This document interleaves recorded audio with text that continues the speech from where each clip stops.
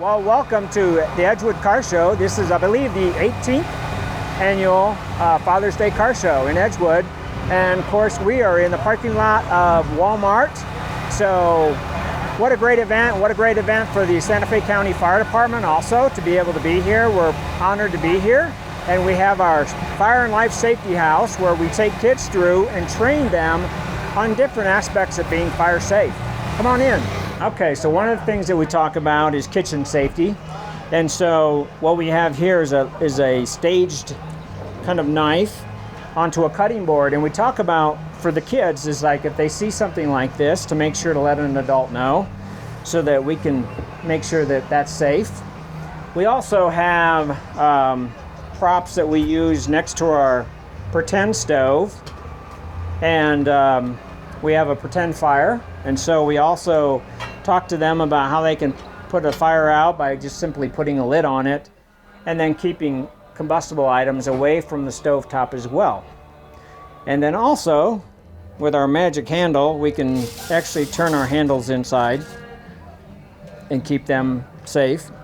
And then we also talk about what we call a 3-foot safety zone. And so the 3-foot safety zone is a safety zone that we try to talk about with adults as well, of making sure to keep kind of a 3-foot zone around the kitchen area where people are cooking or prepping food. And so again, it's those little lessons that we're starting to teach kids about fire and life safety. And then we bring them in here. So also we talk to them about community helpers. So we show them the community helpers card, and we talk about how some community helpers wear special clothes, and sometimes the clothes is called gear, and that firefighters wear firefighters gear, but it helps them with their job, but makes them look a little different.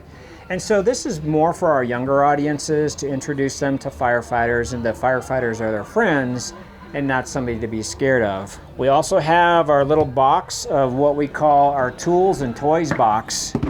And inside our tools and toys box, we have toys, of course, but we also have tools as well.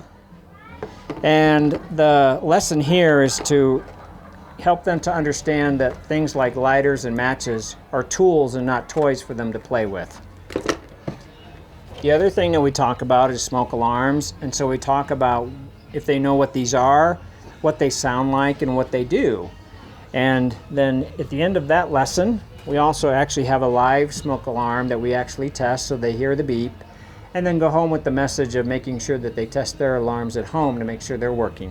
One of the last messages that we talk about is what's called close before you doze. And so this is also for our adult audience to understand that 50% of our home fatalities happen between 11 o'clock at night and 7 o'clock in the morning.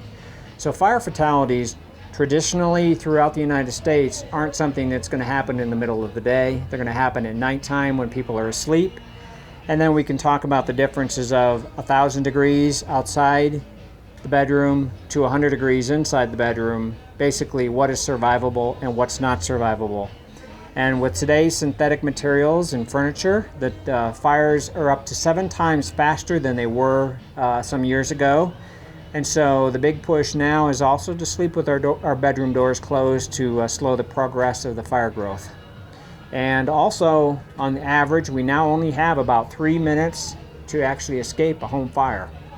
So sleeping with the bedroom doors closed is critical, especially at night. So again, it's closed before you doze.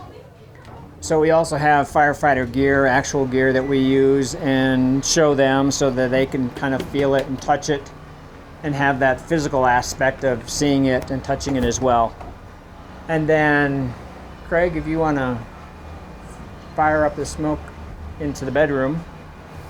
And then the last part of the presentation, after we're done with everything, is we actually use a fog machine, it's a fog machine that's kind of like a stage smoke. And we will put smoke into the back bedroom, which will actually activate the smoke alarm back there as well. And then what we will do is we will ask the kids if they hear the smoke alarm, which they will, and then we will open the back bedroom door, and it'll be some smoke in that back bedroom. So then what we'll do is we'll close the door again, and then we'll have them crawl low under the smoke and go back out to the front the same way they came in.